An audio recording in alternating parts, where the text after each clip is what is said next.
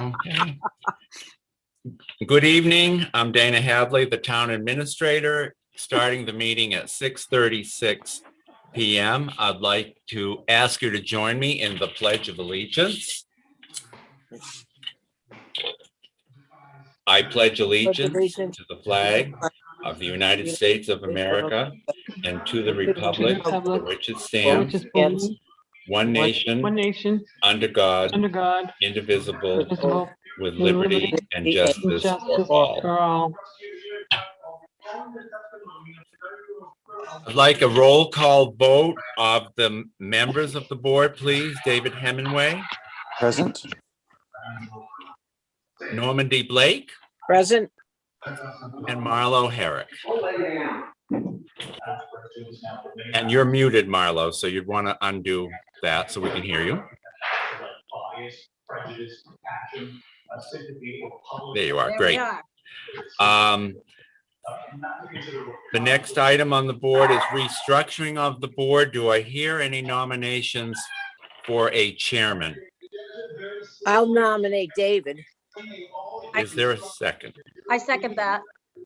Are there any other nominations? Ready to vote? Yep.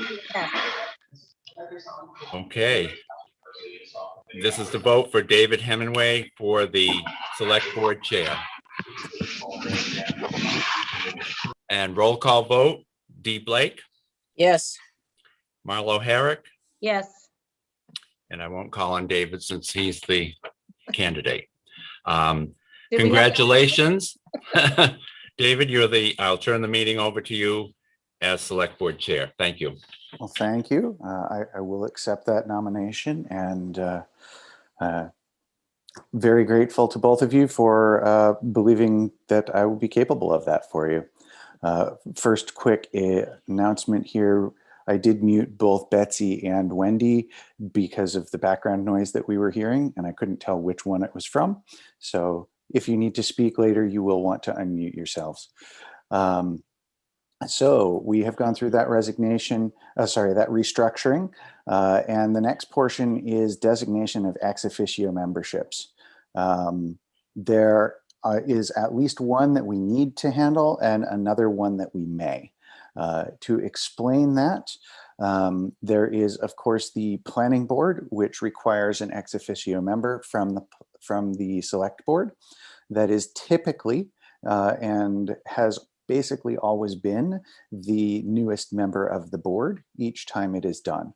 I have been doing that for the past year since I was elected, and I have no problems continuing to do that. In fact, members of the planning board have requested that I continue to do that because of the churn that is happening there with the transition of their chairperson. However, I'm certainly not able to say that it's going to be me, and I have no problems with passing that along to Marlo if that is something she is interested in. Whether or not we do that change now, I would recommend to Marlo that that is a good and helpful thing to do in the future. So if you all wish me to stay there during part of this transition for the next few months, I would then suggest that Marlo be considered for doing that again in a few months if she's interested. Do either of you have any comments on that? That sounds good to me. Yeah, it's all right to me, Dave. All right. Dana, do we need to make any motion for that since it is not changing then? Or was I only for a year, or was I until someone else is appointed? I think you were until someone else was appointed, so I don't think a motion is necessary. Okay. And the second ex officio membership is one that we may have, but do not have to. And that was Chris as the ex officio member to the Conservation Commission. Now, to explain a little of the nuance there, the Conservation Commission, like other boards, has a specific number of people that it is allowed to have as membership. The membership total number includes the ex officio member. So at this point in time, having spoken with Chris, it is her intention and desire to continue to serve on the Conservation Commission. And so I believe they would need to make a motion and or put her forth as somebody to be reappointed to the Conservation Commission as a normal individual. However, that can only happen if we do not appoint an ex officio member. If we appoint one of the three of us to the Conservation Commission as an ex officio member, there would not be an open space for her to be appointed to by their board. Their Conservation Commission. So I am not particularly swayed one way or another. Are either of you interested in doing that position? Or do you want to do that position? I think Chris has done a really good job on that conservation committee, so she can do it if she'd like to do it, in my opinion. And we can always sit in on, I mean, we can always look and see what they're doing. Just they're absolutely not a member. Correct. All right, I can't see the meet that. Yeah, I'm fine for now. I mean, I feel like I want to get my feet wet doing what we're doing here. And then, you know, like you said, Blake, you know, if we want to chime in, you know, then we can at a later date. Right, correct. All right. Dana, do we need any sort of motion to say that we are not appointing an ex officio for that, or are we good? You do not need any motion for that. Perfect. Well, in that case, that takes care of the ex officio membership appointments. Dana and or Russ, I believe you have a couple other housekeeping appointments for us to make. So I'll let you present on that, please. So those are later on in the agenda. Oh, I apologize then. I saw appointments listed as the next item on the agenda. Oh, right. That would be appointments for people coming in. Right. Different appointment. You never do it perfect the first time. We'll forgive you. And if you get it perfect, we're gonna go woohoo. All right, so that moves us on to the old business section of the agenda. Russ, I know, is ready to speak on some of the Lomar F. Are we expecting a guest for that, or is it just I told him that he could come if he wanted to. However, he and him have talked, and he says he's given all the information that he can really give about the project. And the only benefit for him being here would be to help Marlo understand the project, since she wasn't on the board the last time. So we're just trying, as I put it on the agenda because we received an email from Jennifer up at the New Hampshire State of Strategic Initiatives. She gave a response to what the community should be looking for. And I wanted to see how the board wanted to proceed. Okay. Based on her recommendations. So has the board been able to all see that at this point? And this is where we're talking about where it was in the floodplain area. Correct. Correct. Yeah. And then her recommendation to move forward, right, is really what she's saying. Well, she's saying that if we verified that he has had all the appropriate permits, which I've done and verified already, that he has. He has his shorelands, and he doesn't need a wetlands. It comes down to whether the board wants to approve this. And one of the things that they mentioned on the application is that this form typically goes with a permit application, but there is no permit application because the town of Webster only has really two permits for development, and that's the driveway permit and the full building permit. So I'm trying to see what the board would like him to provide for the permit to go with this, and then we can take a vote on it if that's something that the board would want to do, or if they feel they need something else.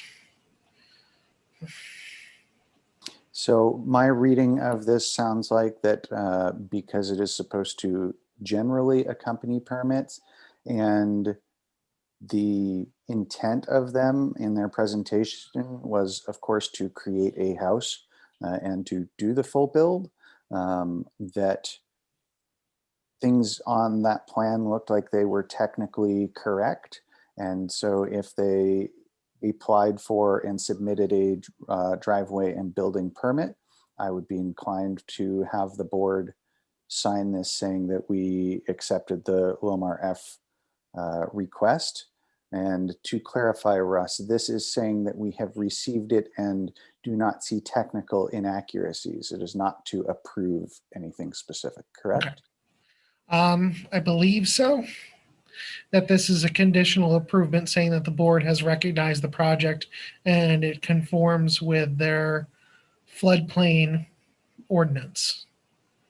And then it submits it to FEMA after that as part of the community community accepting it as part of their application process. This is them trying to be forward and inform the community what's going on and trying to comply with our regulations. Russ, did you go out and see the property? I never have, and I should have. I've just been a little busy. So at this point, I can't because it's not my property. If they were to put a building permit forward, we could go and inspect the premise. But like I said, there's no permit, so I can't inspect. So can they just build? They have to do other things before they can start building and putting a septic system in and everything, right? Correct. That's one of the problems I was seeing with them having a full building permit, is because it seems like the septic is partially going to be built on the fill. And if they can't put the fill down, they can't put the septic down, and therefore they can't get an approval for a septic, which is part of our building permit application. So that's. So what do you suggest? So I am not sure. That's why I was asking the board. I think that Mark has been very straightforward with us from the start on what he is expecting and what he wants to do. But it comes down to if we feel this is in compliance with our ordinance. I personally feel he has complied with our floodplains ordinance, and this is part of his building permit application. So personally, I would feel comfortable with it, but it's ultimately not up to me. Well, I And- just know the river is classified A, and I don't know how close the septic system is and all of that with the river. That's the only thing that really worries me, because it's been classified A for a long time and we have to protect it. So that's the only thing. I wished he was here. We could ask him. Is it for him or somebody else? He's building it for somebody. He is doing this plan for somebody else. This is for the Somebody else. That's what I Turcottes. thought. Yeah, that's what I thought. Well, And- won't the, if they go for a septic plan, or it has to be approved anyways through DES, correct? Correct. So, I mean, they would have to follow the rules to do it right to begin with. Does that make sense? Correct. What? And if you, not that we're doing a building application or a septic review at this point in time, but if you look at page 2 of the maps that they provided during the Lomar stuff, you'll see the septic area that's sitting there. And indeed, they are planning on locating it on one of the edges of the fill, but you can also see from that the setbacks from the river itself. There's the buffer area and then the full length of the house and a little bit more before they were planning on putting the septic system. And they did comment, and I don't know how accurate, but they did comment that that was a larger area than septic typically takes. So maybe it won't take all that area. I'm not sure because I don't have septic plans in front of me, but. So, well, I know there's certain septic systems now they can put a system in a lot smaller area. I forget the name of it. There's a certain name. Enviro, probably in the Enviro. Yeah, maybe, yeah, something like in there. Because I know I've had friends that have had them put in. So, so I guess there's a way to get around it. That's for sure. There are lots of different septic designs. The common one now is in the Enviro tubes, which we have as well, to limit the size of the leach field. But there are also additional ones outside of that that allow you to basically have a clean water output. And they'll use things like air and compressed air and so on and so forth. I almost had to do some of that when I was looking at property in another location before coming here. Oh, wow. Well, they can do it in about a 10 square foot area if they need to. Really? Wow. Because I know Mark's been around a long time. I hate to, if it's the same Mark that I know, so. It probably is. Russ, are we able to accept a building permit that is incomplete with a mark of this needs to have the additional information supplied to us before we can look at it further? For example, if we asked for a building permit but knew that the septic permit portion wasn't there yet? I don't see anything against that in the ordinance, and ultimately the board, as the enforcement body of the zoning ordinance, could probably waive that section until they had the rest of the information. Well, I don't think we would need to waive it. We would just say, hey, this needs to be Conditional. supplied before we can look at the permit as far as trying to grant the permit. Right. Okay. So what does the rest of the board feel about that? I feel good that, you know, we've done the research. The lady recommended that we could move forward. So I would recommend moving forward. Deed, what do you think? All right, that's all right with me. All right. This seems like the sort of thing we should have a motion for, Dana. I think it would be a good idea, yes. All right. So I would move that we go forward with the Lomar F request, requiring that the building and driveway permits be applied for, and we will hold the building permit until such times as all required documentation for that permit can be supplied. I'll second that. I'm in favor.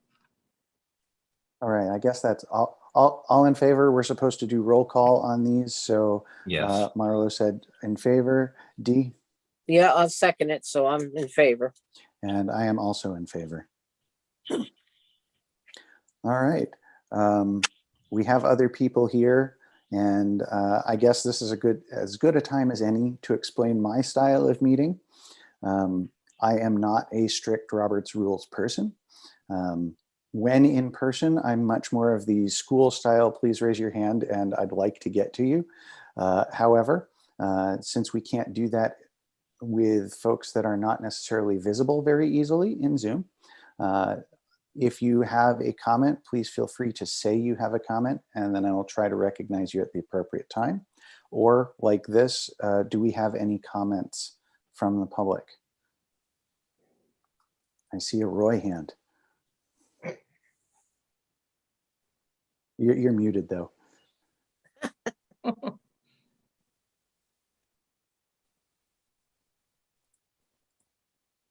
That should make it easier. Can't hear him. You hear me now? Now we can hear Oh, you. now we can hear you. Hot dog. Okay, on the planning board, correct me if I'm wrong. You're gonna be the primary person, David, for the planning board meetings. Don't you have a backup if something happens?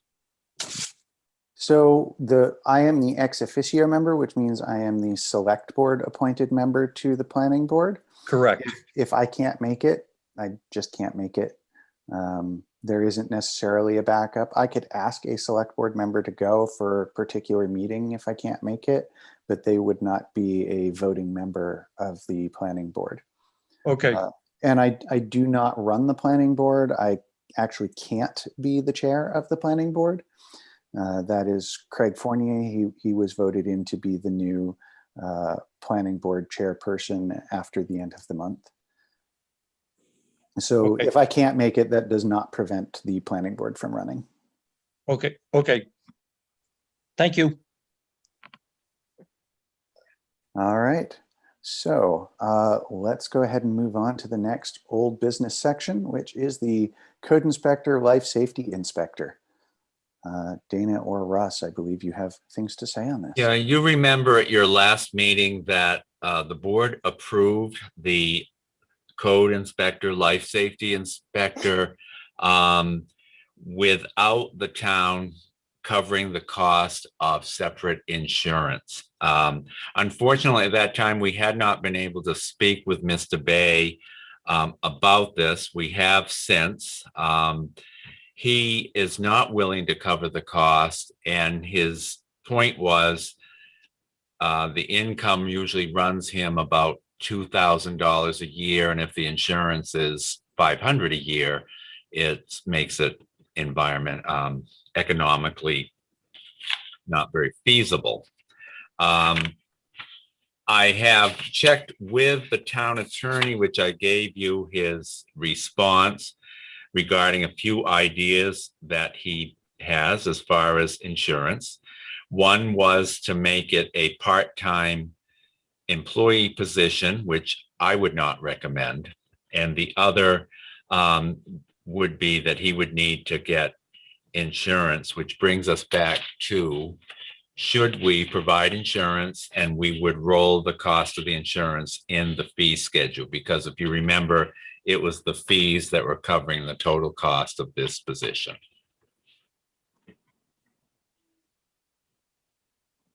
All right.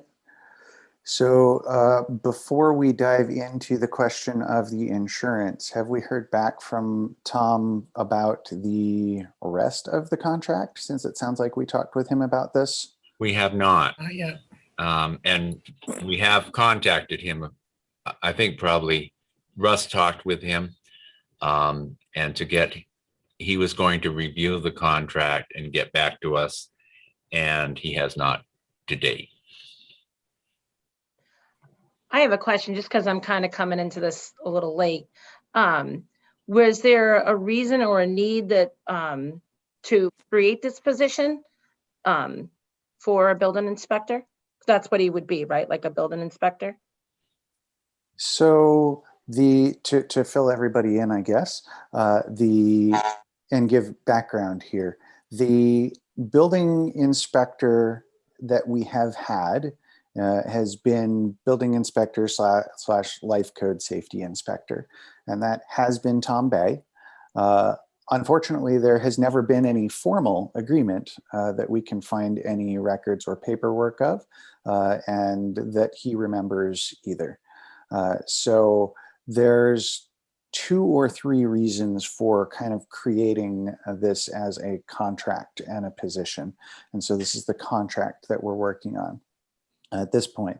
The position was highly recommended by the planning board as a means to not have to continually appoint a building inspector every year, and to be able to make it easier for going out and looking at, for example, when they do conditional site plan reviews and we approve this subdivision or this use based on you doing this, this would then give them a person that can go out and make sure that whatever it was actually implemented correctly, whether it be drainage or lights or parking.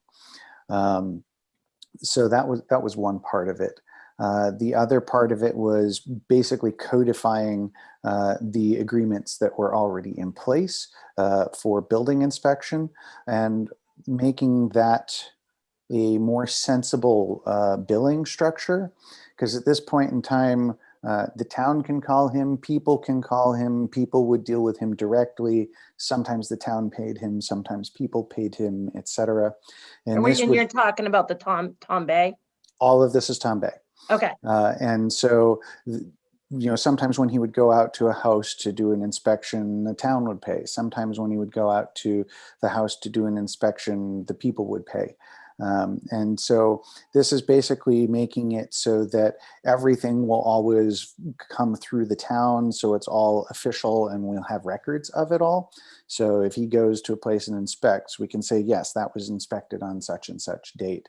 And that gives us better records for Russ with the land use coordination portion.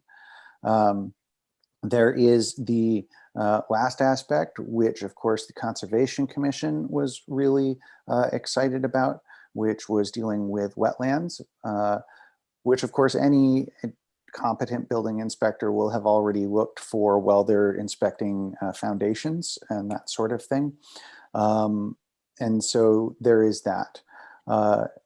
The hope of the Conservation Commission would be that they would manage to have the wetlands ordinance passed, which has not really been brought forward yet.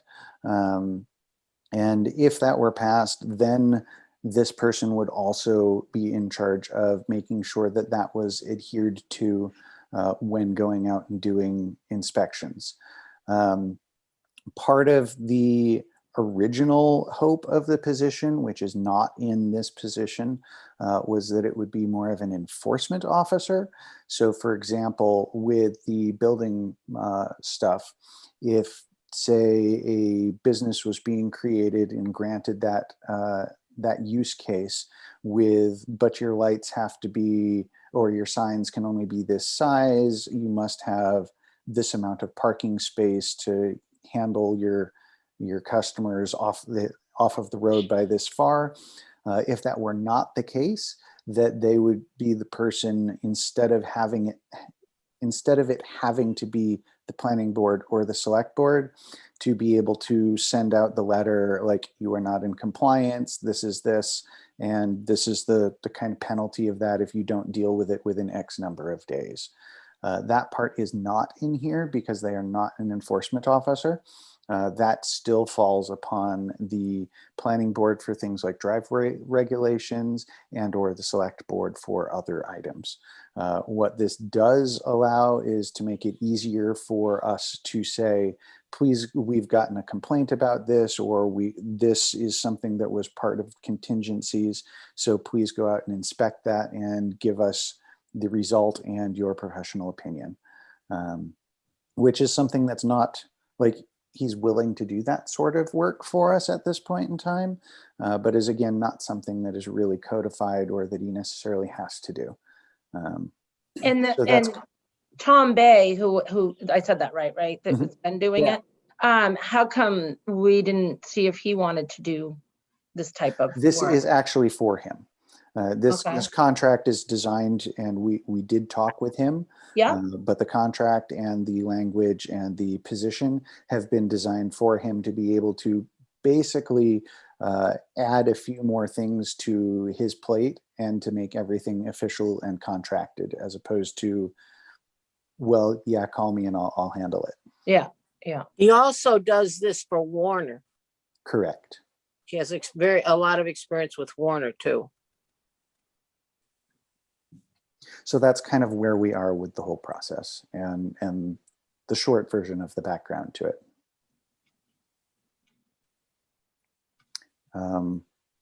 Having said that, I guess this is a good point to ask, does anybody else that is not on the board have a question about this, to make sure that they understand what we're actually talking about? All right, seeing none. At this point, we basically, I think, have two options. One would be that we could move forward with suggesting that we look at getting the extra insurance.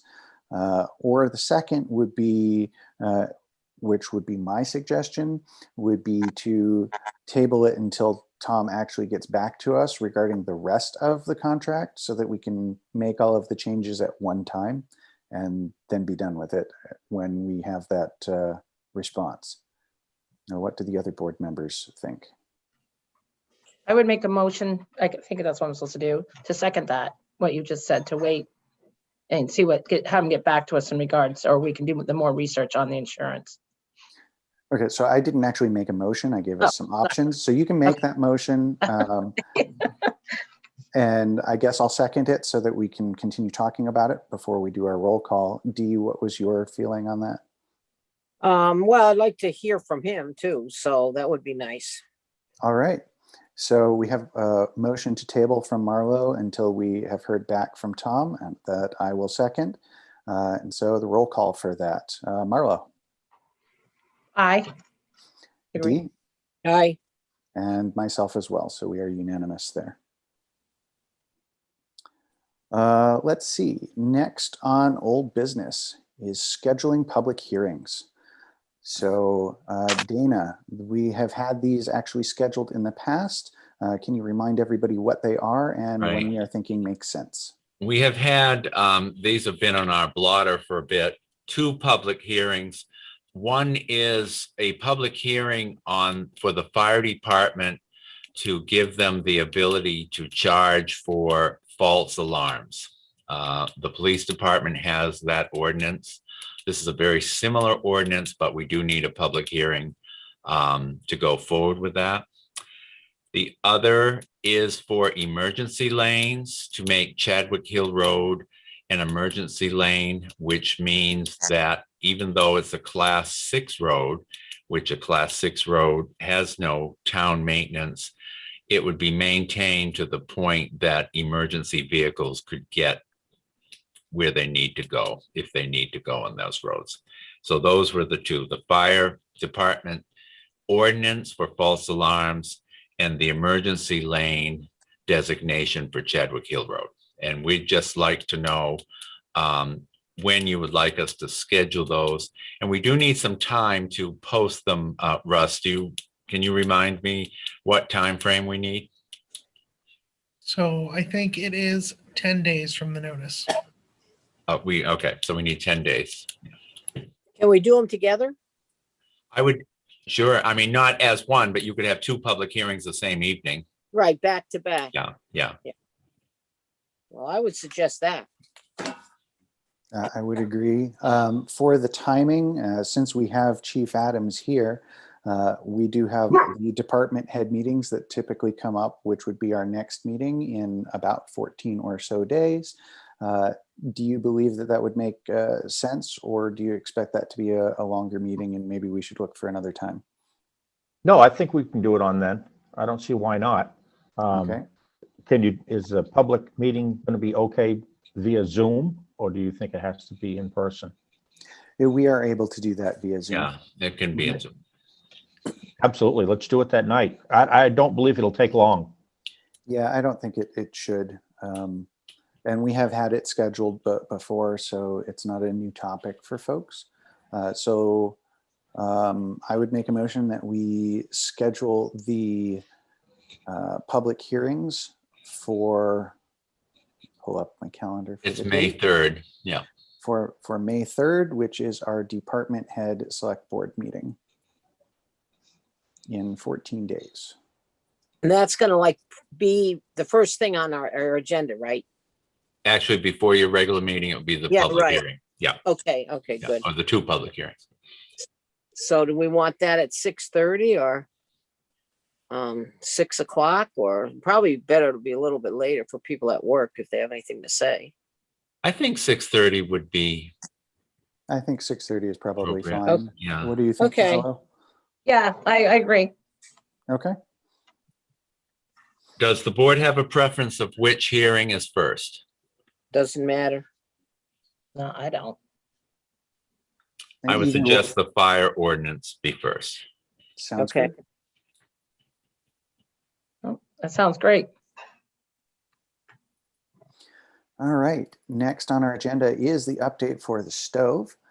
We did mention this at the town meeting as well, but we have had open bids for the stove that has been in the kitchen of Town Hall and the Grange Hall for a while now. The closing date for that was today. Did we get any bids that we can unseal and open and announce a winner? I would love to tell you yes, however, I can't. We did not receive any bids. All right. That is unfortunate. Obviously, we need to move the stove and get it out of there. We could, of course, hire somebody to come in and take it as scrap, etc. But we may also be able to, I don't want to say uninstall, but basically take it apart enough so that we can move it out the door, which would allow most of your free scrap people to be able to come and pick it up. But it still works, right, Dave? It does still work. It is Yeah. maintainable. I wonder I've if actually had some friends tell me that they would love to do it, but they just have no way that they can possibly pick it up. One of them actually used a stove like that in the military for a long time and says that stove will far outlast any of human population. So, yeah, but since we don't have anybody that put any bids in for it, I would be willing to come down and try to start taking it apart. I can't guarantee that I can take the whole thing apart. But at least when I looked at it, it looked like it was nuts and bolts style as opposed to newer items. So I should be able to pull it apart in enough pieces to be able to fit through the door, which it can't currently do. And so I'm willing to come down and try that. It's up to the board if you want me to try to do that, or if there are other options that you'd like us to consider. I was just wondering about with COVID. This is the big thing with COVID. I mean, those public suppers aren't going and all that. But it seems to me there used to be a Farm Bureau publication, like a free one. I don't even know if they still do that. And I wonder if we could put it in there or call the extension or. It's the weekly Market Bulletin. bulletin. market Yeah. bulletin. Yeah. Yeah. So I wonder if that can go in there. I mean, if it's working and it works well, because we got a new one. I would, like Dave says, it'll last forever. I believe the stove is being changed because in a small area where it was, and it has pilot lights and not electronic ignition. Oh, I see. It smelled like gas in the building. Oh, I see. Yeah. I was wondering. And yeah, the second part of that and the reasoning was the newer stoves to replace it were donated by the church because of course they use that hall when we're not in COVID times. And the part of the reasoning was that it was far more than they needed to light up for that stove. They'd rather just use a one burner or have one oven get fired up, etc. And it was far quicker to do that with a normal system than try to fire up and heat up the entire old system. Yeah. Sitting there. Russ did check with his contacts in the restaurant industry, and they advised him that they were not interested in a stove of that age or vintage. Oh, okay. Not even for parts. Yeah. Well, I was just thinking too of, like, they're talking about kitchens for people that, I'm trying to think, Bosquen was talking about it. They're one of their committees and having a place where people could go if they're going to make stuff to sell and stuff, to have a commercial kitchen. Yeah. So I was just wondering about something like that. Because just in, we're like, there were only 35 people at town meetings or so. So that didn't get too far. But so I didn't know if that we could do something else. But if Dave wants to be ambitious. We certainly can. And that would be less work for me, if at least now, if we're thinking we have other options. Is there a certain time frame that it needs to be out by? The church would like it to be out sooner rather than later so that we can have completed the installation of the new stoves. Yeah. So that once the COVID restrictions are lifted, they can start using the hall. See, I'm just thinking about, like, I'm wondering about Concord and where they, they do all the feeding the homeless and all that stuff. And so I don't know, I have no idea where they do that or, what they need for things. I suppose could call a city, I suppose. I could try to call a city about that. You could put an ad in the weekly market bulletin if you think that would be appropriate. I mean, I'd love to see someone use it. It would take 4 men and a boy to move it. It's a huge beast. Yeah, well, I know, but that's wouldn't be our problem. and that really, I think, is somewhat of the problem. Oh, I'm sure. I'm Yeah. sure.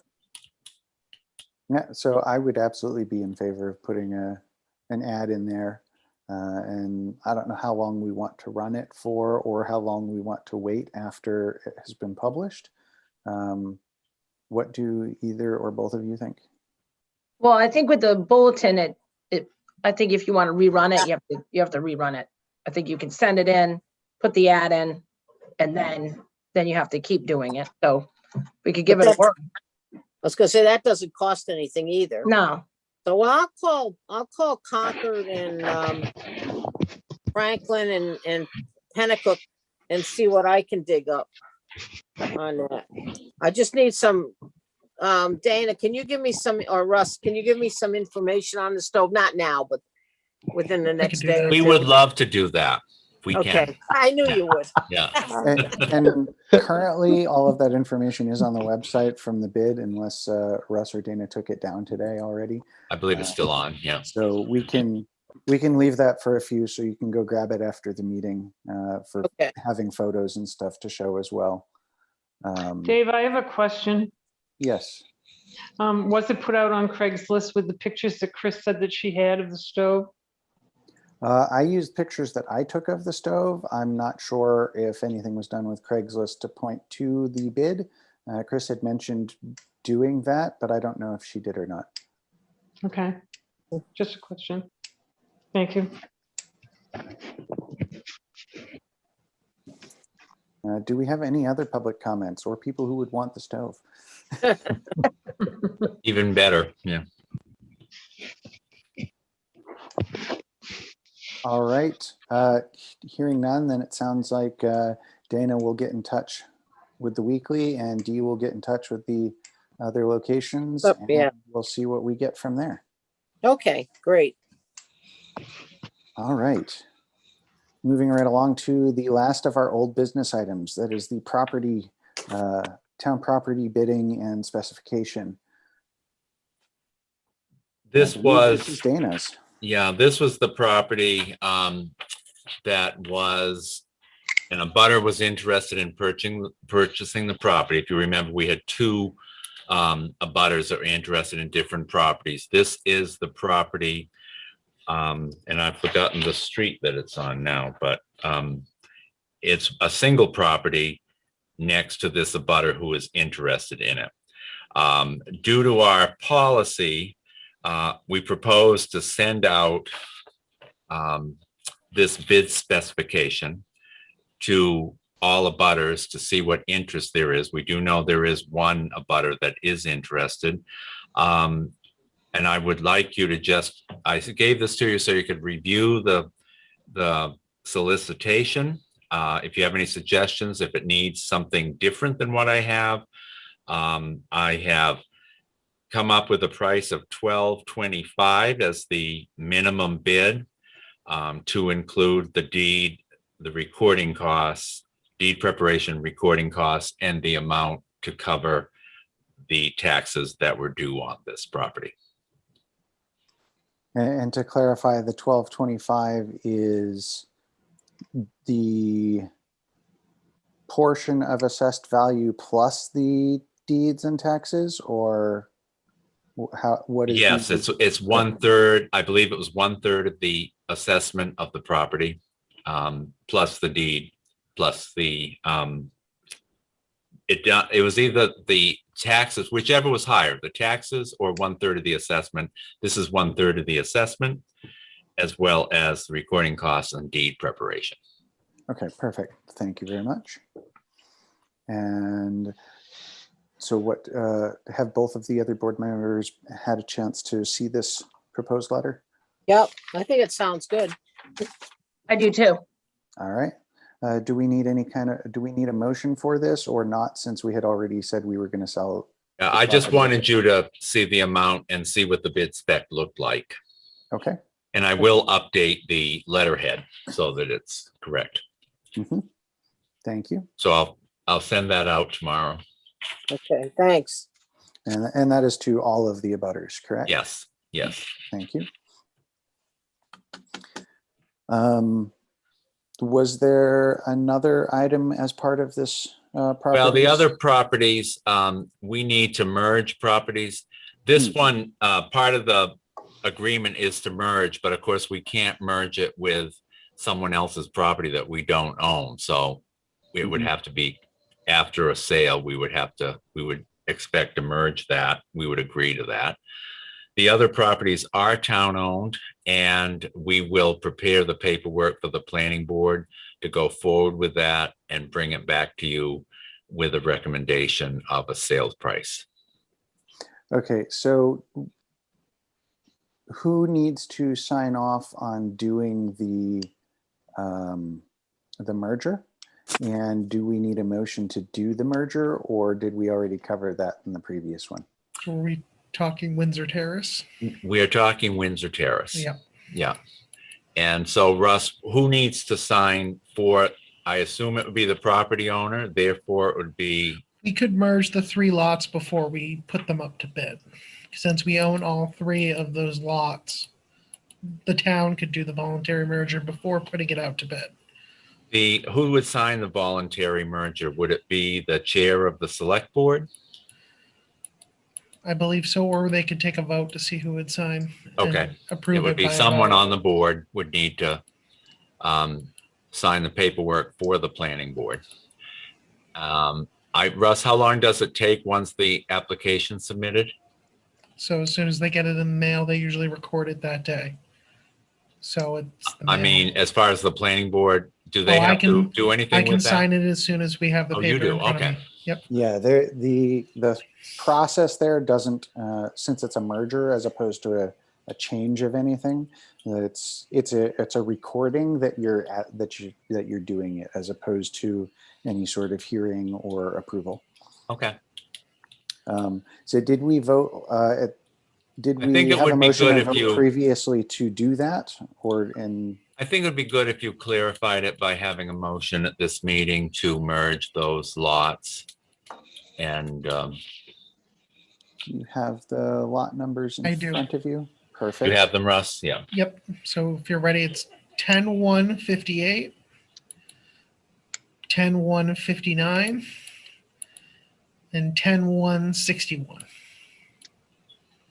So 58, 59 and 61. 59, 61. All right.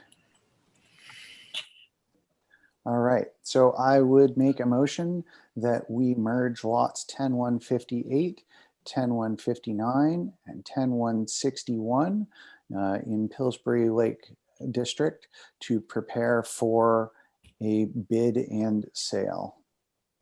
Second, All right. Roll call. Marlo, Yes, in favor. Dee, yes. and myself also in favor. So I will How come many, down. how many acres will that be when you merge them? Russ? You have So that, about Russ? 2.5 acres, a little less Yeah. than 2.5. Okay. So what do they have, like an acre each, something like that, or a little bit Something more? like that. One's 1 acre, one's 0.89 acres, and the other one's 0.44 acres. Pillsbury Thank lot size. They're lot. small. Yes. All right. So that concludes old business. That moves us on to the new business section of the meeting agenda. So we have, as the board and most of the public are probably well aware of, we have lots of projects that the select board both is currently working on and wishes to work on or has had brought up that we should work on in the past. And so I'd like to schedule a work session for the select board to kind of sit down and discuss with Russ and Dana both the current status of everything in a bit more detail and when and how we want to tackle each of those items and what looks feasible. I don't have a particular date or time to suggest. I'm open to suggestions from either or both of you. Yeah, Does No, go ahead. well, I was just gonna say it and what Dana and Russ have for availability, but I'm pretty free. We're mostly available when the board asks us to be. Oh, So, okay. yeah. That is a very good answer. Well, I find it's healthier that way. That's right. Oh, we could also meet in the daytime if we had to, I would think. I can if All right others with me. can. Dave, Okay. Yeah, I've several of the days are hard to do, but several of them I also can make work, at least for an hour or two here and there, as long as it's not a recurring thing. So that is definitely possible. Would you both prefer during the day or would you prefer evening, kind of like this? I like during the day. Me but it too. doesn't matter. Okay. So we have multiple during the day suggestions, me not included, but we could do that. I guess we could do that either sometime this week if we really wanted to push things, or we could do it next week, probably Tuesday through Thursday. I could make one of those work. I would say Tuesday or Thursday would be best for us because we would not be open to the public. That makes sense. Another option would be Tuesday the 4th, immediately after the, so after the next meeting that we would have, which would be department head meeting. It would be Tuesday the 4th. So I would say that those are probably dates that make some sense. What of those are best for you? I was just, it might be a long night if we're gonna do something at, after our department. Sorry, the day after the department head, because we mentioned doing it during the day. Yeah. How about the first Tuesday, not this week, but next week? Okay, so the 4th. Is that the 4th? Oh, okay, that's. Oh, sorry, Seventh. tomorrow's the 20th, then the 27th. 27th. And then we have the department head meeting on the 3rd, which is Monday, and then the first Tuesday would be the 4th in May. Okay, all right, so it would be the 4th of May. If you wanted to go with that date, sure. I'm just putting out which Tuesdays. Well, those I was gonna say, you said, April, you have the calendar, mine is behind me. April 27th, that was a Tuesday. What Yep. is that? That's a week from tomorrow. It's a week from tomorrow. Yeah. That would be all right for me. I just assume get it over with earlier. If that's all right with everybody else. Marla? That works for me, if that works for you. Okay. Yep. So let's look at the 27th then. And does anybody have particular times that work really well? I know early morning is not good for me, but other than that, should be okay. How about after lunch? Like 2 or 11? I don't mean, it doesn't matter to me. You just tell me. Yeah, whatever works for you. I can be flexible. I don't think I got anything going on that day. I know the office guys typically have lunches and other things. So maybe 1:30, 2. What Any works of those best? times works for us. All right. 2 o'clock works for me. That works for. All right. Well, let's Okay. do it for 2 o'clock then. All right, sounds like a plan. Okay. So we'll post that as a work session. We're going Okay, to be doing that in person or virtually, I like to do it in person. because then we can pull stuff out. And Yeah, since it is just I mean, obviously public are perfectly welcome, but since it's mainly a planning of here's what's going on and what we want to look at, as opposed to making decisions, I would be comfortable doing that in person so that we can all be there and pull out and look at actual documents if we need to. Okay, that makes sense to me. I'm good with that. Okay. So that looks good. Thank you. The next agenda for new business is the Central New Hampshire Planning Commission board memberships. I believe Russ is going to tell us about this. that's me. Yep. So previously, Bianca left the board, and we were members of the Central New Hampshire Planning Commission. I think it's the Transportation Committee. And that kind of fell towards the wayside, and we need to, it's usually one board member, one staff member who's on that committee. So that's something I wanted to ask the board. I know Bianca had wanted me to be serving on that committee with her, but since she's no longer here, we need another select board member to fill that slot. Also, there was another committee that has a vacancy on it for them now that Sue Roth has resigned, which is the Central New Hampshire Planning Commission. And we talked before the last planning board meeting with one of the principal planners over there. And Sue had suggested that the board appoint me to be on that commission with Craig Fournier now that he's chair. And I need to be appointed for that if the board would like to continue in that method. So those are decisions that are ultimately up to the board. Can you tell me a little bit about what these are about? So I know more about the Central New Hampshire Planning Commission, that they more talk about projects that affect the entire central New Hampshire. So we wouldn't be on that commission, the voting members, but we would be on the commission. So we'd be able to go in there, witness what's going on and what's happening, and be appraised and be able to make comments on that. And then I could bring it back to the board and say, this is what's going on and this is what we need to be involved with. It's the same for the transportation.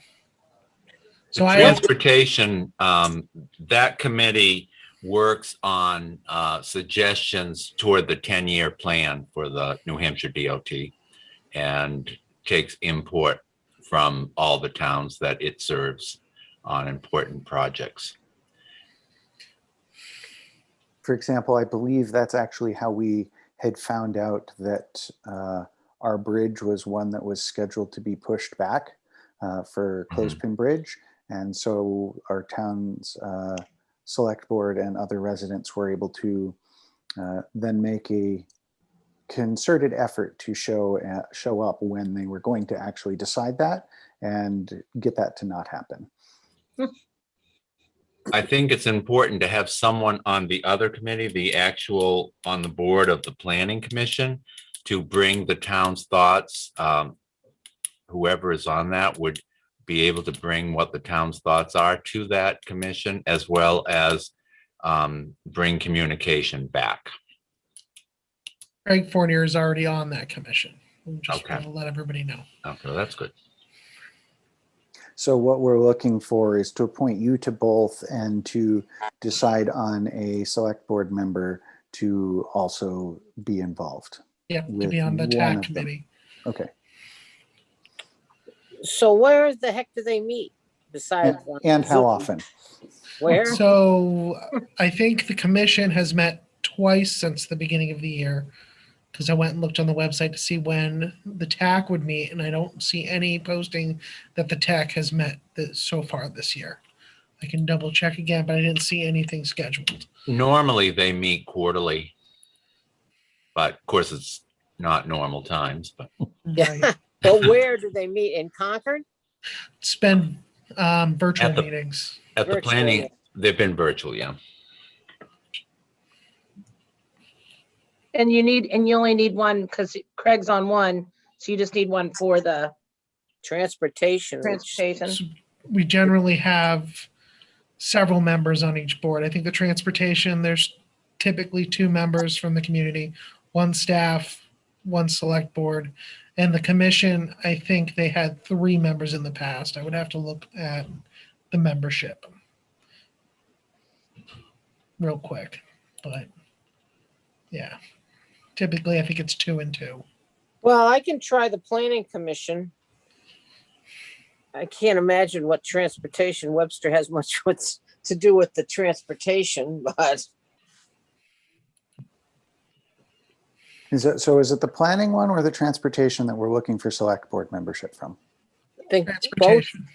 Transportation. Oh, okay. All right. So we don't need one on the planning. Okay. I thought you Yeah, said, So planning for the- already has our chair of the planning board on it. So the way it was for the planning commission, it was Craig Fournier, Susan Roth, and Susan Roman as an alternate. Mhm. I mean, I could do transportation. Okay, that sounds good to me. And that would allow Russ to serve as the employee for both. And then Marlo would be able to be the select board representative for transportation. How's that sound to you, Dee? all right, fine. All right. And I don't believe this really affects anybody, but if anyone has any thing they really want to say about it, please let us know. All right, not hearing or seeing anything. I would make a motion that we appoint Russ to both the Planning Commission and the Transportation Commission as the employee, and Marlo as the select board member to the Transportation Advisory Committee. Second. Roll call vote. Marlo, I agree. Dee, I agree. and I agree. All right, that moves us to intent to cuts. So we have 2 intents to cut that I have reviewed. The taxes are paid. It fits the criteria. Everybody's signed. It's filled out properly. And it's for tax maps 3-119 and 3-33-2. All right, and let's see, 3119 is Battle Street, and 333-2 is Long Street, Correct. just to help reference for everybody. And just again, for everybody's reference, Russ, this is a intent to cut, and basically we just look it over for errors, and we're just signing to say that, yes, we understand it is your intent to do this. Correct. All right. So I don't think we even need a motion for these, do we? Nope. No, you don't. All right. Do you need somebody to come in and sign them? We do. Correct. Yeah, All 3 of us should sign them. yeah. When do you, We need at least 2, but generally 3. when do you want, just come in tomorrow and do that? We would have it ready for tomorrow. In fact, we may have more than just that. We usually have documents that need to be signed after a meeting. Okay. Yeah. So is that something where I can stop by on my way into work? How early would that be? Don't worry, not too early. I'm still gimping around. I don't know. Is 9 okay? Oh, 9's fine. Okay. I was afraid you were going to say 6:30 in the morning. That was when I was younger. I know the problem. All right. So that moves us on to the next item, which is the timber tax warrant approval. So the Picots had done a cut earlier this year, around October. We have received the report of lumber cut. So I have prepared the tax warrant and the certificate, and these need to be signed by the select board in order to submit that to the tax collector and and send the certificate to the DRA. That way we can issue the bill. All right. Most important, the bill. I'm looking on this. Is there a either a lot number or a street for these? Just for So reference to let people know. Ah, there we go. Call Road. yeah, that's the one that was done in the near Battle Street where the landing was near Town Hall. Okay, perfect. Thank you. And again, those are items that we should just come in and sign unless we see anything that we believe to be incorrect there. I don't believe we need a motion for this. Is that correct? No, you don't. Correct. Okay, thank you. All right. I guess, are there any questions or comments from the public at this time, since we've basically finished those sections? All right, not seeing any. We'll move on to the next, which is abatements and credits exemption applications. Okay, so this is another one of me. So we have an abatement for Cozy Pond again. So we, as of April 1st, have received a list of the updated campers. And as we know, when we have tax liens or tax bills that are outstanding for the campers, it's really hard to get them to pay because they can just get up, take their camper, leave. And we really can't lien anything there. But we still have some people that have moved out and are no longer there that had tax bills. And we just need to abate the bills for the tax collector. That's been my instructions from Karen. So I submitted a list of the abatements that I'm asking for and the reasons why. And there should be 3 in the file. And I think it comes to about $275 worth of abating, and it'll cost more to lien the campers than it would be to abate the bills.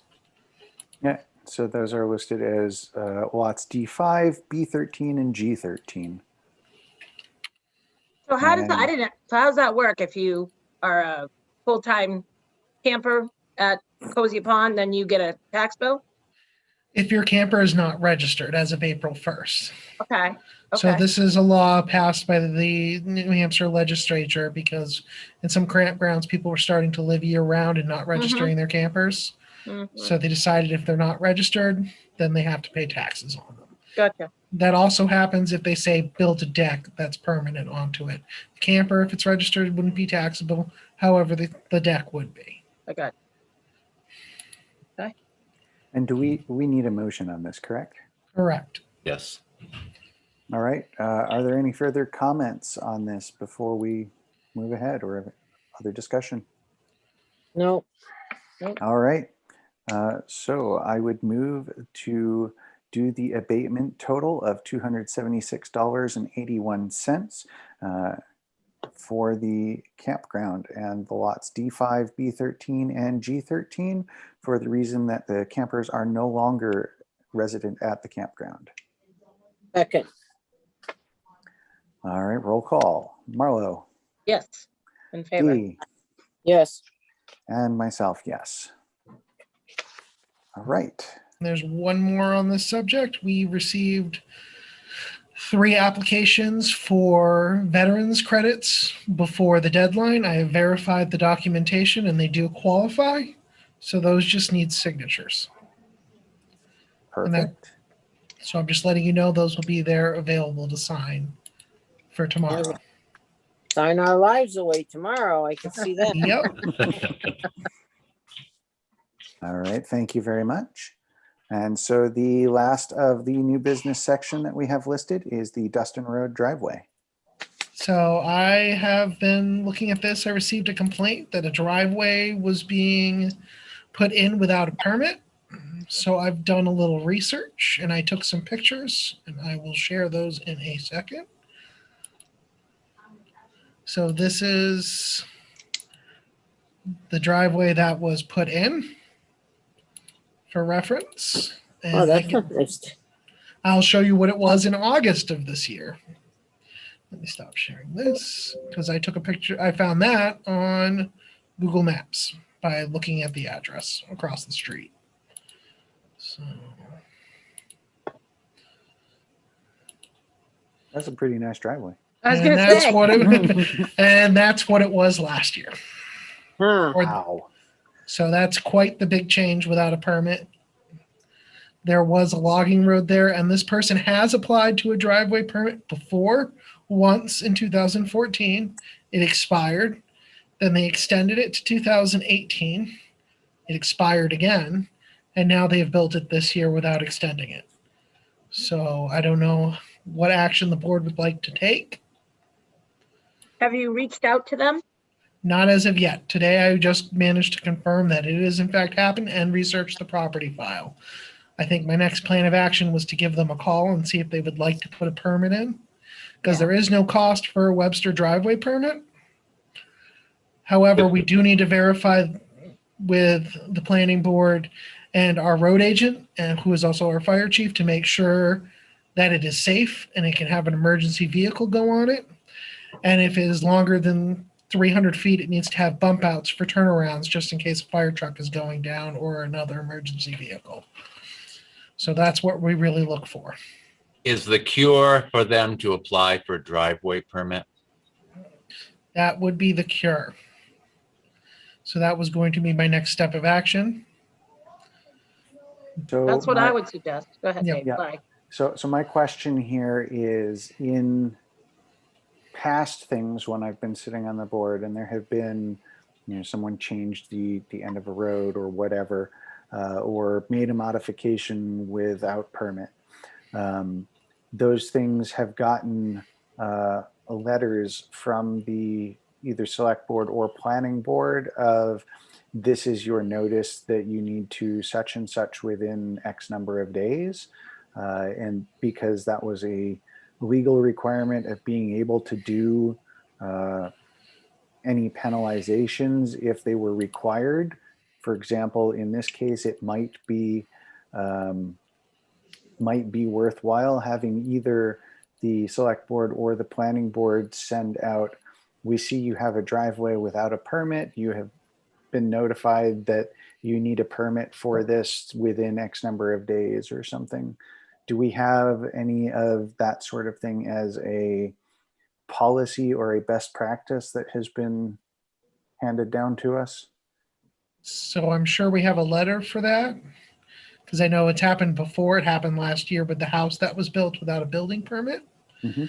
It would just be a matter of looking up what the language was from the last letter, and I can send someone out with a similar language if the board wants to sign it, or we could get the planning board to sign it. But generally, the select board is the enforcement body. So maybe I can get a letter ready for tomorrow and then have people sign it as they come in. And then we'll That's mail it out. Good plan. That sounds good to me. All right, sounds good. Is there anything else that we need to discuss about that at this point? All right, hopefully they just give us an application and it's all good. So moving along, we have correspondence, and that is Greg Goodrich, who I believe is from VHB. Is that correct, Dana? Yes, he is our engineer at VHB who's working on the Clothespin Bridge. This is nothing surprising. He's just giving you an update of where we are with the project. The bridge is scheduled to be, as you heard the other day at the select board at the town meeting, in fiscal 2023, the state's fiscal 2023. This is an 80-20% match bridge project through the state, and their fiscal year would allow us to start this July of 22. That's basically just giving you an update where they are, what they're doing. Mm-hmm. There's no action required. Thank you very much. And we have now reached the official public comment section. So does the public have any comment first on any of the business that we have so far gone through? All right. Hearing and or seeing none, now open to general public comment, other business that the public believes we should be aware of or be asked. I see Roy's hand. Go ahead, Roy. Yes. Can you hear me okay? Yes. Yeah. Okay. The governor has not renewed the mask mandate. They're leaving it up to the communities to decide. My suggestion is the health officer for the town, you keep the mask mandate for the town buildings and so forth, at least until the end of June, and see how things go. You know, other town, I went in town today, the commercial stores, they still have the signs up for the mask. I went to the dump today. It was about a 50-50 ordeal with people wearing a mask, not wearing a mask. So it's just my thought process. I would leave right now your policy, if you go into the town hall, wear a mask until the end of June, see what happens, and, you know, hopefully put a goal on it, start July 1st. We don't need the mask. Things are going a lot down. And the parties can start on July 4th. So I will say that I have absolutely heard from several people suggesting that they want us to get rid of it. I've also heard from several people saying they want us to keep it. I purposely did not request that it be put on this agenda because it's, you know, the first meeting for Marlowe, and we do want to make sure that we're getting situated. And it is also something where we have generally done that for the safety of both the patrons and the people that work inside of town hall and other locations. So I did not want to just try and make a policy change or a decision without all of that input. Okay. So I do expect that it will come up on an agenda soon, but that does not necessarily mean it's either continuing to be enforced or removed at that time. Yeah. Thank you. I've talked with the ambulance crews in Concord, at Concord Fire, and they are seeing some of the stuff go down, but it's, we still have a problem within the country. The big advantage that we've had this past year, the flu, it's been nothing really. The flu cases have been down. People, it's not just the mask. They're using the Perel, they're washing their hands, they're watching themselves. Mhm. So talking with medical personnel, excuse me, they're not sure what they're going to do for the flu vaccine come the fall because they do not have a predominant strain. And if you've been watching the news, it doesn't matter which channel really. They're thinking of booster shots for the COVID-19 because of the mutation. So it's, like I said, it's just my thought process. You want to put it on the agenda for in a couple of weeks so people know my thought process. Leave it till the end of June, and July 1st, everything's looking good. Lift it and the parties begin. All right, thank you very much for that input and that comment.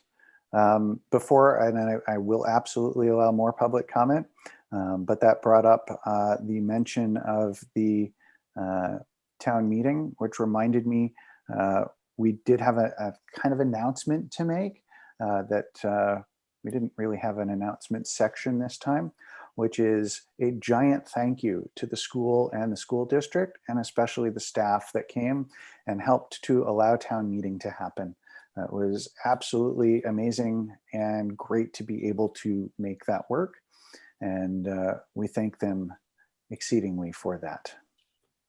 That segues into what I wanted to mention, Dave. I've written a letter to the school that I'd like the board to sign. It is on SharePoint. That I'd like to send to the superintendent, singling out the people that helped. Yes, I do see the outgoing correspondence. Mm-hmm. Yeah. Thank you very much. And of course, as part of that outgoing correspondence is also the required send from the last write-in warrant article. Right, the petition article. So that petition article, we do have that drafted as well. So we'll have all of those to sign tomorrow. Did you have any further comment on those, or? No, I was just going to say those are ready to go as well. Perfect. So then I will reopen back up to public comment. I see Betsy, Tara, Jay, and then of course we have other staff and Chief and Wendy here as well. Well, this is Tara. Yes. And you guys, well, I want to congratulate Marlo and congratulate you, Dave, for being the head honcho now. So, but I wanted to ask some questions about town meeting. So the segue just works right in there. Perfect. Because I had planned to go to attend a town meeting, but because of the rain and snow that day, I expected that the rain date was going to be May 8th.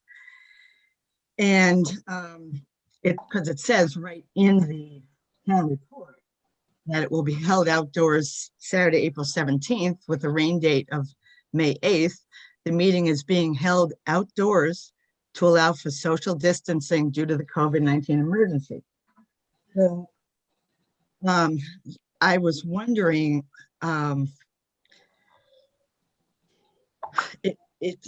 when did you decide to go into the school? And why didn't you just postpone the town meeting to the May 8th date? Okay. Do you have any other questions alongside the scheduling of that to ask before I start answering that? Yes, I was wondering why the town report wasn't followed, because I know. Can't hear you. You fade in and out, Tara. With my voice, I'm surprised. It's like you move away from the mic or something. Oh no, I'm sitting still. Oh. Okay, is it better now? Yeah. Okay. Because I know of many people that were planning on going to town meeting, but because of the rain and snow that day, they didn't go expecting to go to the rain date because the meeting was supposed to be outside. So one of my other questions was going to be, how many voters showed up at the meeting? Okay, so let me answer the scheduling part for you first. The executive orders that happened were what allowed us to schedule the meeting at this time instead of having to continually temporarily bump the meeting, I think 2 weeks at a time from the original date that would normally be our annual town meeting. Those executive orders allowed for also a rain date. What they did not change was the requirement to announce any delays 48 hours ahead of time.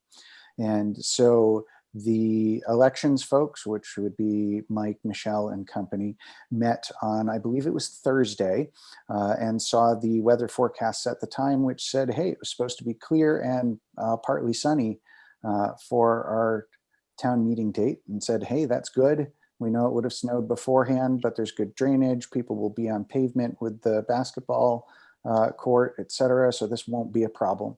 And so they decided to move ahead with it and confirm that, yes, indeed, we would have it. Once that 48-hour window was passed, we had to have it. We had no legal recourse to be able to bump back to the rain date. So they went in to do that and to hold it. And because the weather was not what it was forecast to be, they talked with the school as well to make sure that if there was a problem, we would be able to, for example, just walk around the corner and into the gym with all the ventilation still running and all of the doors open. That is what ended up happening as voted by the people that were attending town meeting. Well, can you tell me why that wasn't put on the website? Because I looked at the website and it said, we're on, we're on, we're on. Why didn't you show the alternate that, well, when did you notify the school? When did you ask them that, can we use your school? So we had always been using the school because it was the school grounds. But I was not the one, that would be, I believe, Mike and or Michelle that would have been in contact with the school. And we had the representatives from the school there on the grounds during the town meeting itself. See, So, I think, even 48 hours in advance, you should have put something online stating the fact that if perchance it does rain that day, we will be using the school gymnasium. People would have showed up. How many people showed up? How many voters? Dana, do you happen to know that information? I know that's normally recorded by the elections officials. I'm just thinking between 30 and 40, Tara, but I'm not sure specifically. Okay, because I spoke today with Nick Chang Yen at the Attorney General's office regarding the meeting. Dee, please. I asked the Secretary of State first, and they said nope. And they put my phone call over to them. I had no intention of going there. He said because I told him it was purposely to be held outside due to the COVID-19. So he suggested that I speak with the Board of Selectmen, who need to bring in the town council to see if it was a legal meeting, because the townspeople, they need to have it open to the public. To the town report stated it was going to be outside, that there were procedural problems and conditions at the last second when you went into the meeting in the gym, and the people, the voters, have the right to know and have adequate access to the meeting. And because you didn't put anything online stating that perchance if it rains, we're going to go into the gym, you had all those people, handicapped people, elderly people, nobody came. I put in to have work off, but it was raining and snowing. Nobody said anything about using the gym. So I will say that there was no intention to use the gym, and the I meeting understand did that. start and did exist outside. And then it was a motion that was made and then approved by the town to move into the gym. So Well, so the people that were there voted that, but the people that were planning on coming, if it wasn't raining, they needed to know that that was an option. You had already spoken to the school that was going to be an option, and they opened the school for you. I'm just saying that the 48 hours, you should have had that little option right there, that instead of, you know, being out in the rain and canceling it, that we're going to go into the gym. So you know, we only had 35 or 40 people vote on a $2.2 million budget. I don't think that's fair, because the people weren't informed that we have the option that we might go into the gym. In the town report, it doesn't say anything about an option, and I know it was a last minute thing.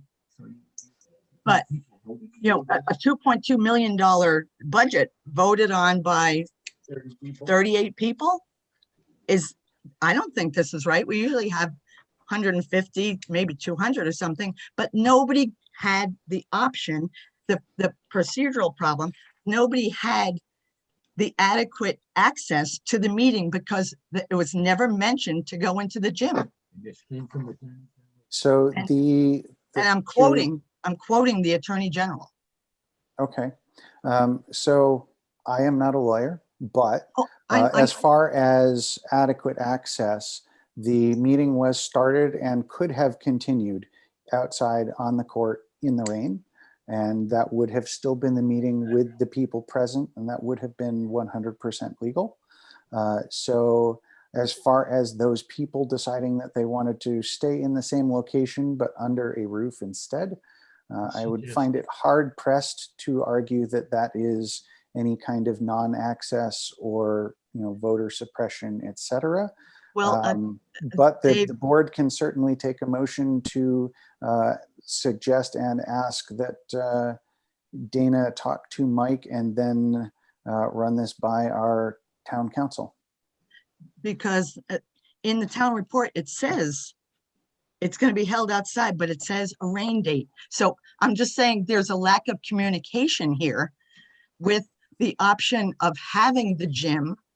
You could have just put that in there, but the way the town report reads, nope, if it's raining, it's canceled. It's going on with a rain date of May 8th. Do you know what I mean?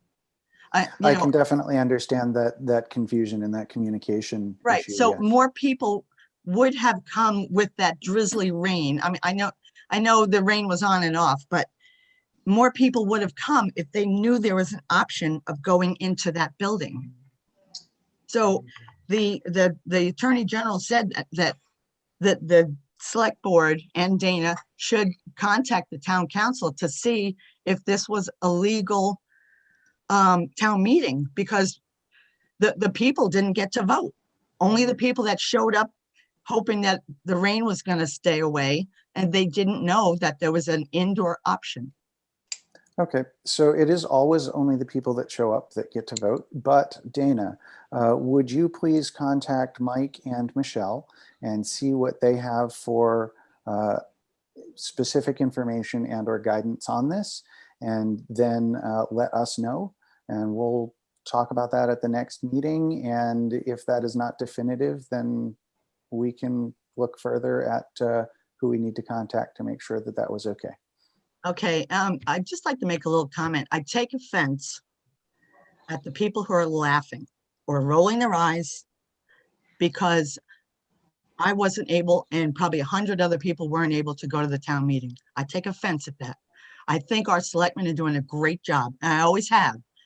And people say, why don't you run? Well, it's not an easy job. That's why I'm not running. So I don't think it's funny, Roy, who was laughing.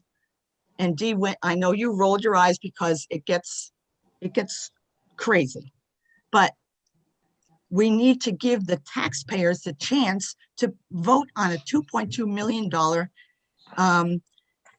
budget. And how much discussion was there for every article? Was there any discussion at all? And how long was the meeting? I wasn't there. I don't know. Meeting was 1 hour long, just Okay. like last year. 1 hour and 6 minutes. Thank you. And First was there time- any discussion on any of the warrant articles? There was some discussion. There was not a lot of discussion, but there was some discussion. Okay.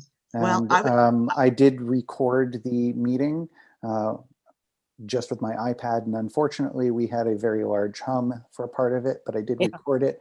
I've been working on the audio to make it so that what people said would actually be legible, understandable. And so that hopefully will be going up to our YouTube channel in the near future. But that was recorded and we're working on it. I do say one thing, that Mike Jetty was the one, he was the one no vote about moving indoors. Everybody else that was there wanted to move indoors. So it was a pretty good vote about against one person who said he wanted to stay out, but. And so to me, the moderator is the one that controls the meeting, and he was going by the town report. So kudos to Mike, because the town report was deceiving with what actually happened. So I thank you for your time, and please let me know what happens with the town council so that the people that weren't able to attend this town meeting will know exactly what's going on. Yeah. Why And was Roy, I'm gonna be a Just, teacher. Wipe that smile off your face.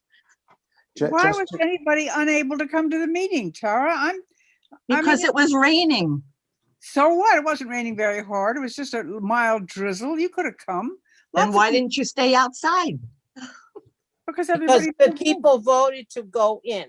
Mike asked the people what they wanted and they all decided to go inside. Okay, well, I didn't know that was an option. According to the town report, that was not an option. It was supposed to be outdoors. Oh, for I Pete's will end it here, so as not to make any enemies, because I don't want to be anybody's enemy. So thank you all for your time, and congratulations again on Marlo on the win. So Mhm. Yeah, so just to clarify, Dana will contact Mike and Michelle, see if we have any legal guidance already about this, and will let us know at the next meeting. And then if we do not have appropriate guidance to cover this, then we can consider as a board whether we need to go to town council. All right. Dave? Roy. That's good. Yes. Quick question. I believe the voters can overrule the board, for example, just what the voters did. It did say we were going to be outside. Then it was a motion was brought to move it into the gymnasium. And the voters said, let's go inside. And I do agree. Mike said, let's stay outside. Now, I know the weather changes. I had my ski pants on because of the rain. The only thing I forgot to bring was an umbrella. And You for know, the 30 minutes before we had the meeting, it was sunny. Yeah, Yeah, right. it was. But the big thing is, I believe the voters present, period. If you only had 10 people there, they're the ones that really have the say in the way the meeting go. Well, the moderator has a way that the meeting goes, but the 10 voters can overrule what's happening to a point. You're 100% right, Roy. So when they said, let's go inside, we went inside. We could have gone up. I forget who it was that brought up, asked, why didn't we go over to the town hall and open up the town hall? Well, instead of the people walking across the street and everything, we just went in to the gymnasium. Mhm. And that is a function of town meeting style governance. It's whoever shows up gets to make the decisions. Yeah. I think, And I know that this was, I knew when we went inside, this was going to be a controversy. this is why I was kind of smiling. I wasn't really smirking, Tara, but I knew this was going to be a controversy. And who was it? Glenn did bring it up also at the meeting. So I think all Tara's just trying to say is we want to make sure that, you know, and in the future, and there probably won't be COVID-19 again, but that it's transparent to, you know, everyone that if it's not a rain day, the only thing I can say to that is, you know, and the fact that if it was going to be a rain day, we may move inside. I get where she's coming from. yeah, But I think everybody had the right intentions to do what we did, but I get what she's saying. She just wants to make sure that everybody knows, here's what your options are. yeah, Yeah, and I think that's why we very explicitly were posting everywhere for the 2 days leading up to it, that yes, town meeting is on. Town meeting is happening. So. yeah, because you have, what is it? What would you say, the 48 hours ahead Yeah. of time? That was You what know, Mike explained at in the all the meeting. projections, everything was going to be cleared up by 10 o'clock in the morning. It was until 1 o'clock and then it started around. Right. I set my chair down and I went back to the truck to get my ski pants because of the rain. Mhm. All right. So do we have any other further public comments? Can I speak? Absolutely. This is Jay, by the way. Hello, everybody. I don't want poor Tara to Hey, feel like who? she's out there in the breeze all by herself. I am one of those people who took the rain date at face value. And also, and I talked to Dave and Mike also after the meeting. I've got a walking disability, and being out in the rain, on pavement, going over grass, whatever, is kind of counterproductive for me. So I'm one of those people who took it at face value that we were going to have a rain date, and here we are again. And I have used the term disenfranchised several times, and I'm sticking with that because there's a lot of us that are just not quite fitting in the same peg holes as the recent majority. So Tara's not alone, and there's a lot of other people that didn't go, that should have gone, but couldn't go. And that's all I'm going to throw in there. So thank you very much. And I would agree. I have heard from several people that say thank you that we had it. And I've also heard from several people saying wish we could have been there, wish we could have delayed it. So that is absolutely something that is not unique.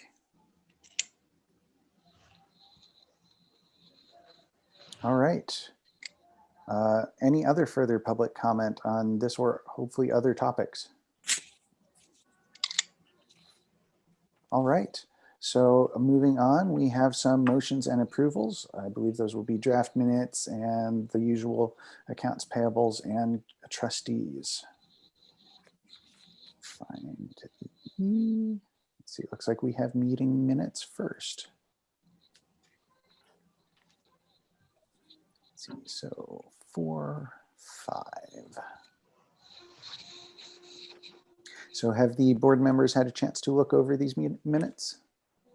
Yes. Okay, so looking at the April 5th minutes, let's see, this one was where we started talking about the Lomar request. And then town-owned properties and what it was expected to be the final time to sign off on the code inspector position, but then had other further questions. And then also White Plains Bridge updates. And yeah, so that's the majority of that one. And the announcement that the salt shed meeting was going to happen with 2 engineering firms. I have something I'd like to, it's funny. It says to adjourn the meeting at 9:24, and then it says at the end, the meeting adjourned at 9:06. Got the same problem with the next set. I forgot to change those. So which is correct? It's the 9:06? 9:24. That's the Okay. actual motion. Okay. I think I'm going to delete the meeting adjourned, so that's no longer there anymore. It's just the minutes taken by Russell, because it says right above it you closed it, so I don't think we need that sentence. Mhm. All I right. just thought that was funny. You want a Right. good laugh. You want us to laugh every once in a while.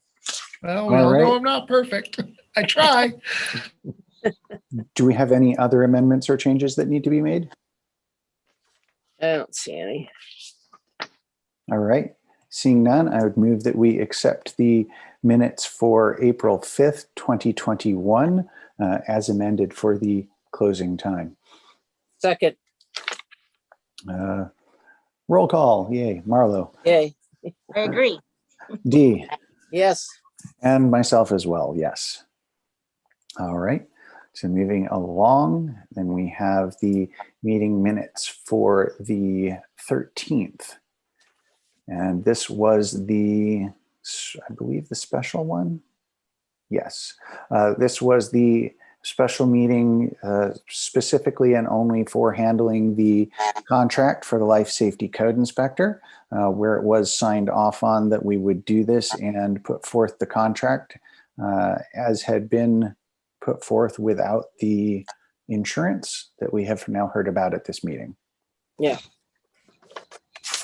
As previously mentioned, the meeting adjourned time was mentioned to be amended. Are there any other further comments I think or there's corrections here?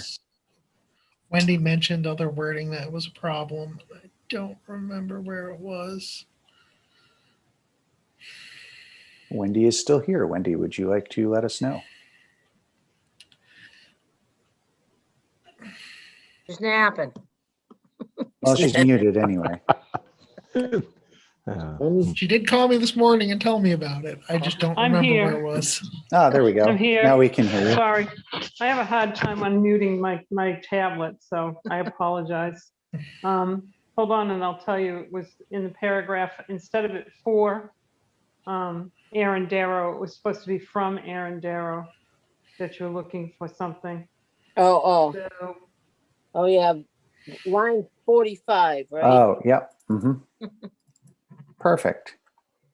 so it says for engineer Aaron Darrow, it's supposed to be from Aaron Darrow. Yeah. That's all. Sounds That's good. That's the only one besides the time, which Russ already mentioned. Perfect. Receive the updated contact information. Yes. Received.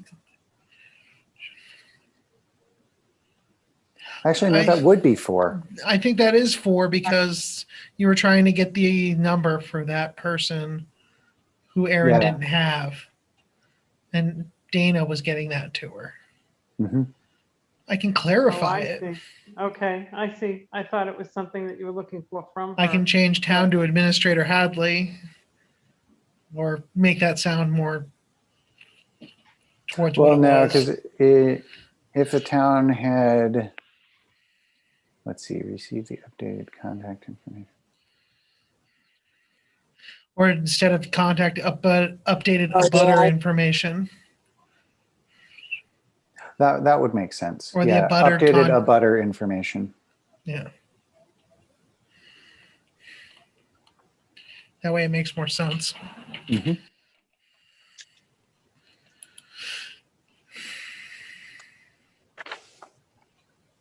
All right. Any other further comments or updates for the draft minutes?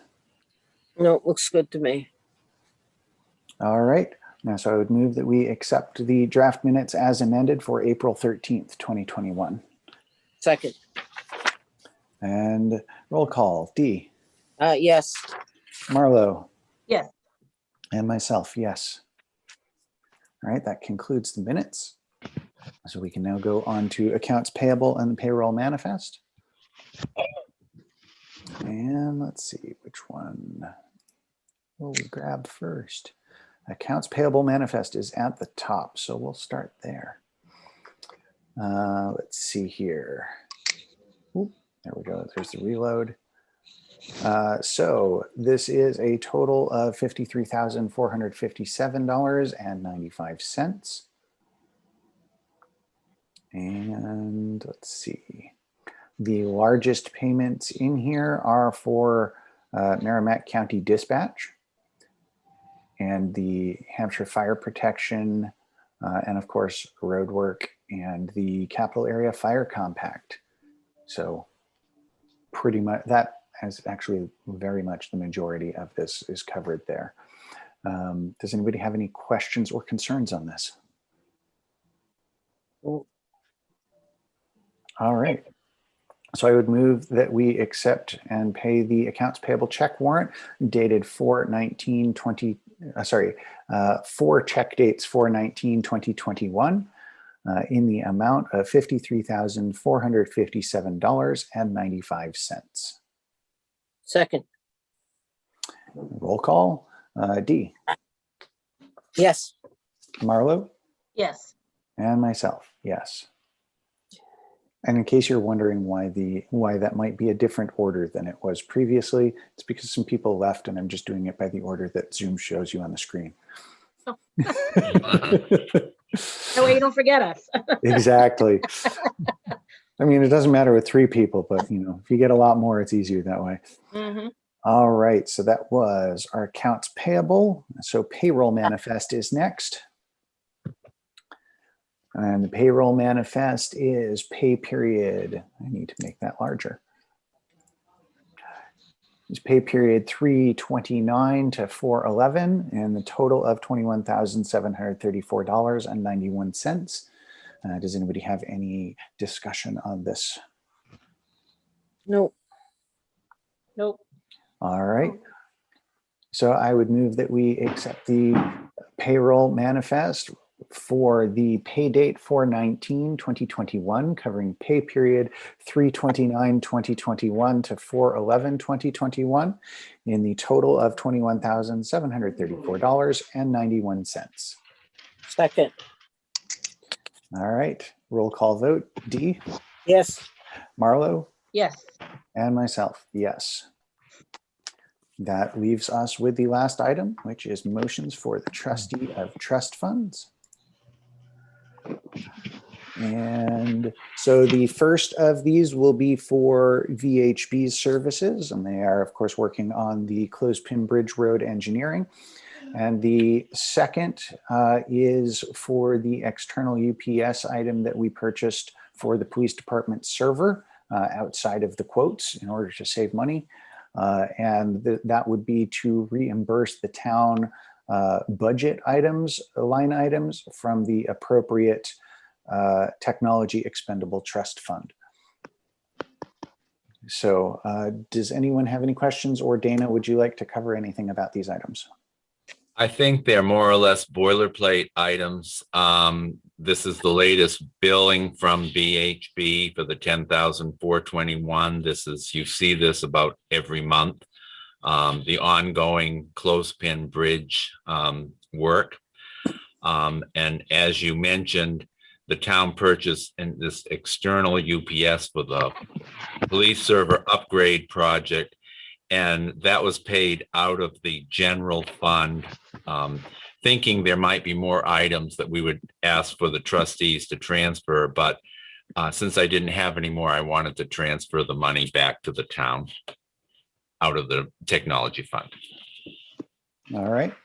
Does anybody, Dee or Marlo, do you have any questions on any of this? No, I don't. All right. I don't.